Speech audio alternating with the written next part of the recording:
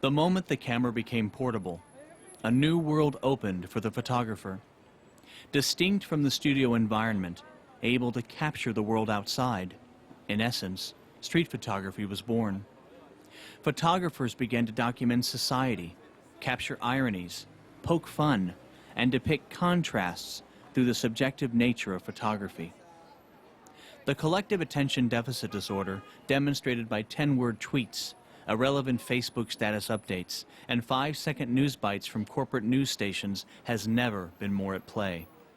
Reality is presented to us from the hand of a producer who keeps a sponsor's interests at the forefront.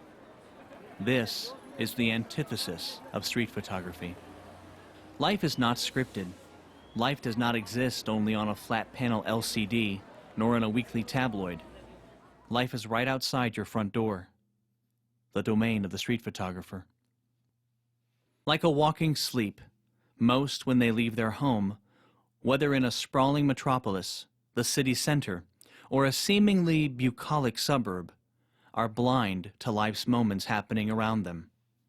Each person you pass on your way to the grocery store, in a restaurant, or on the morning train is experiencing moments colored by their judgments, desires, and expectations. The street photographer, intuitively aware of our universal experience, seeks to capture the quiet and not so quiet subtexts. Whatever their motivation, photographers strive to capture the human condition as they see it. Chris Weeks, an editorial photographer from Los Angeles, shoots street as an adjunct to his professional life. When I work, I have to pay attention to shot lists. What is the best chance of getting published, getting through traffic and dealing with egos, demands, and a continual erosion of copyright? It feels so insular and confining. That world is not reality, no matter how many of the players act like they're curing cancer.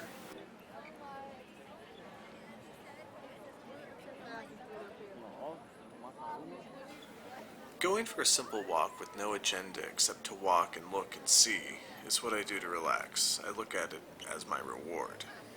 If we all saw the world as Audrey Tauto's character in Amelie, I think we'd be better off. I know we'd make better photos.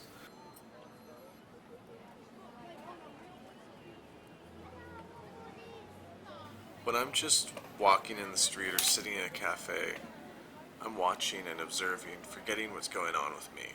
Sometimes I see photographs everywhere and come home with a few rolls or gigabytes. Other times I've got some nice exercise and peace.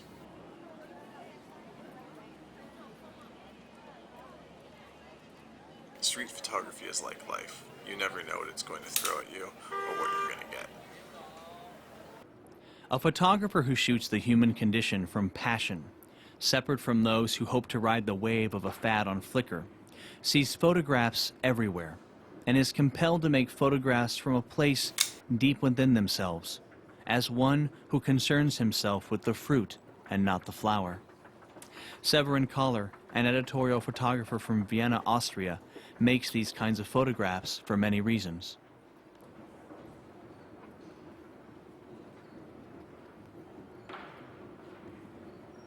I think I started to forget things, and the moment I realized when I take a picture of something, it helps me not to forget about it. I started to shoot a lot. I started to shoot people, and because of scenes, I just need to save somewhere. And if you have a photo, you can also share it as well. So that's a good thing about it. You can just share what's happening in your world, what's happening around you. So I think everybody who takes street pictures has their own view of it. So any scene will be captured differently. Street photographers run the gamut. Chris Weeks and Severin Koller shoot editorial. Others shoot Cape Cod landscapes, advertising, or travel. But fine art photographers, like Frank Jackson of Los Angeles, also love making these types of photographs. What makes a good street photographer is someone that will go out with a camera and with a project in mind sometimes. Sometimes you're looking for specific things. But what really makes a good street photographer is someone that doesn't let the really cool things get away. You know, your eyes are open and you catch those moments. Someone asked me how I work, and I said basically sometimes I happen to photography and sometimes photography happens to me. And that means sometimes they find you or sometimes you find them. It's the same thing. Other than that, the whole point is you can go out without anything specific in mind, and you should always make an effort to do that. It keeps you sharp, and you learn every time you go out. Photographers who shoot street have their own styles for making these types of photos. They have their own motivations. Tantamount to their success in shooting street, besides instantly deciding upon many compositions and sometimes tricky exposures, is being as anonymous as possible. Even Henri Cartier-Bresson thought that being the invisible man was perhaps the greatest aspiration of a street photographer. In an interview, he said, "I might be a cab driver, an anonymous someone to whom people reveal their inner selves. Though remaining faceless to his passengers, the driver can see their faces in the mirror. The photographer should be like that, unobtrusive, detached, yet close to people." The street photographer should think more like an agent of espionage, observing and documenting, but doing so unseen. While many argue on internet forums about which photographic machine is the best for street photography, anyone who uses a rangefinder knows what Monsieur Cartier-Bresson was talking about in their heart. A lumbering SLR can rarely escape the eye of a subject. Some will also say that shooting a rangefinder is old school and only used to pay homage to those who created the genre in the 1930s. Back in '06, I wrote a document about purism in street photography. It was downloaded a lot of times, and of the comments I got, and there were a lot of comments, but of the negative ones, people ask why I only shoot a rangefinder. And I ask each one of them if they've ever used a rangefinder, and not one of them said yes. I mean, I get emails every week about why I was so adamant about using a rangefinder doing street. And what's interesting is a lot of people thanked me for being so adamant because they ended up buying a rangefinder and using it and discovering exactly how amazing it is. And I don't think they'll ever go back. It's also interesting to me that other negative comments I got were related to why I dismissed digital altogether. Well, at the time, the only full frame option was film, and I just prefer to shoot film. And it's funny because I ask each one of those people if they use film or have ever used film, and just like with the rangefinders, none of them have used film. So back in '06, digital really wasn't an option for me because I wanted to shoot full frame, and the only full frame was film. And now I have the ability to shoot full frame because Leica came out with an M9 full frame digital rangefinder, and I don't know, it's a strong competitor for me to film. And now, having used one for a while, I don't think that film is the only medium for street shooting. I can shoot 1-to-1, and that's what I've always wanted.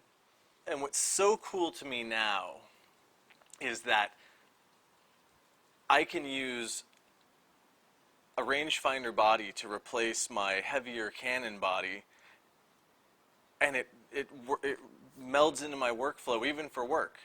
I mean, I'm not going to ever take conversely, I'm never going to take a 1DS Mark III out and shoot street with it, but now I can have a rangefinder and it can complement my other gear, and you know, that's amazing to me. When I'm shooting street, there's no other camera that allows me to be as anonymous and inconspicuous as a rangefinder. And what's really cool is that when I do, say, a gallery opening, and there's lots of beautiful light and lots of the world's most recognizable faces, it's a beautiful thing now that I can just take those anonymous photos and those discrete photos with a very silent camera and pull out the card, put it in the computer, and it goes alongside with my workflow from the Canon. It amazes me. I'm very happy about it. The clients enjoy seeing the non-magazine, non-pose stuff, and I have to admit that I really enjoy shooting that the most, and I can shoot, like I said, about a gallery opening or something else that's fancy and with lots of lights. I can shoot it just like I would shoot street. Seriously, anybody that wants to get better shooting street, not only with like the power of observation, but I think that if you just shoot a rangefinder, you'll see things completely differently because it's like a little window to the world, and I almost guarantee your street photography will get better. The first time I had a rangefinder in my hands, I was 18 and just started to shoot analog. A befriended photographer who was in the business for his whole life borrowed me his Leica M6 with a 35 Summicron for a couple of weeks. I couldn't give it back anymore, it was the perfect tool, so I just bought it. I choose the rangefinder because it has no mirror, which is more silent and lets me shoot slower shutter speeds without blurring the shot. The focusing system is quick and accurate, and I cover my face much less than with an SLR, which is important for the interaction with the subject I shoot. There is no zoom, all you can shoot with it happens right in front of your eyes. When I leave the house, I usually take my Leica with me. For me it's the perfect camera for capturing moments and people the way I see them. It's made to be discreet, but is still capable of producing the highest quality photos for 35mm film. Whether it's mystique or homage, rangefinders have held up to the test of time. Besides electronic integration and full-frame ability, rangefinders have remained largely unchanged for 40 years. Yet according to Stephen Gandy, the owner of CameraQuest.com and RangefinderForum.com, demand for the cameras is strong with existing users and new users alike. I think people are excited about rangefinders because fundamentally it's a different way of seeing things. So many photographers are used to the SLR way of shooting. You look through a box, you look on a screen, the screen changes, and it focuses, but it also changes the way that you're looking at your subject. Fundamentally, there's a different encounter. With rangefinders, what's happening is that you're looking basically straight on in a window to the world. It's like you're seeing it through a window pane, more or less, and it's always in focus. It sees like your eyes see.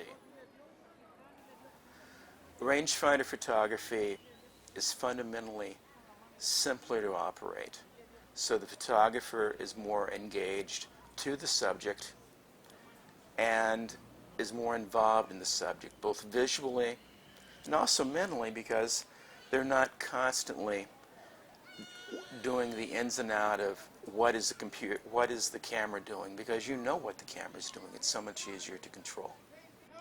Another technical aspect is that everything else being equal, it's simply easier to design the best optically rangefinder lenses than it is for an SLR. It has to do with the laws of optics. I don't understand it. God. Artistic people like to do things differently. They don't like to follow the crowd. If everybody else is shooting a Nikon or a Canon, of course they have to shoot something else. Or if everybody else is shooting an SLR, well then how can I do something better than they're doing? Just to be different. Rangefinder people that are really serious about it tend to be more nonconformist, in my opinion, than SLR people. It's not Leica by itself doing it. Of course they make fine products. They're doing it because of love of rangefinder photography by the people who love this style of photography and the images that it produces. Rangefinders will not make aesthetically better photographs. However, They will, if used properly, make a better photographer.